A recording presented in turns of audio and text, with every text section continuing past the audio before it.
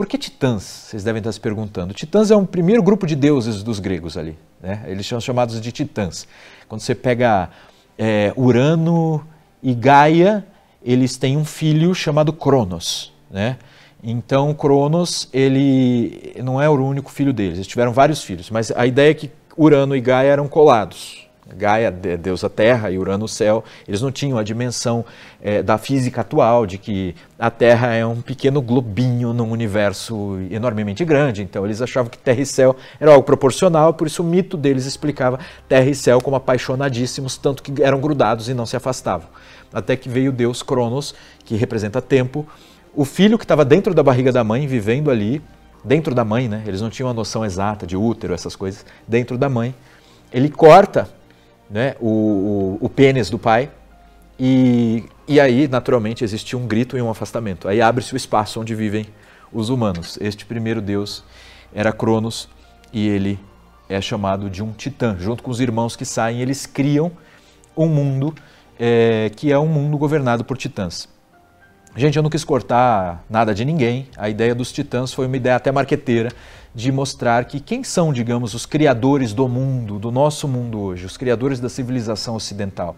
Porque os titãs criaram um mundo ali, que foi questionado depois pelo filho dele, né? Essa história dele ter feito isso com o pai dele o deixou desconfiado em relação aos seus próprios filhos. Então, assim que os filhos nasciam, ele os devorava. Só que teve a mãe, a mulher, sempre muito astuta, até no mito grego, ela percebe que ele fazia isso e falou, esse filho ele não vai devorar não, não vai. Aí ela enrola numas fraldas ali uma pedra e ele, o Cronos, muito precipitado, ele engole a pedra pensando que é a criança e ela cuida dele de uma caverna, dá um mentor para ele. Tudo. Esse era simplesmente Zeus, né? E aí Zeus, que não é exatamente um titã, é um deus olímpico, né? Ele vai conseguir, depois com a ajuda de novo da sua mãe, que envenena o Cronos, que vomita todos os outros irmãos, e aí ele entra numa guerra contra os titãs. É chamado Titã-Maqueia. Esse é um dos primeiros livros que eu propus para leitura. Vamos conhecer um pouco do mito grego, eu sugeri para o pessoal. O mito grego foi oral por muito tempo, como as histórias até dos nossos povos originários daqui. Foi oral, foi transmissão oral e cantado. Só que em algum momento um sujeito chamado Hesíodo resolveu escrever. Outro chamado Homero resolveu escrever.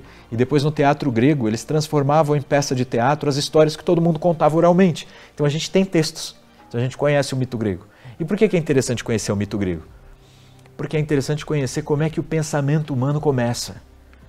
Né? Então quando a gente conta historinhas para as crianças, para que elas entendam o mundo, a gente sabe, ela vai passar dessa fase. Não é que eu pensasse assim na época, mas ela compreende melhor se você contar uma história.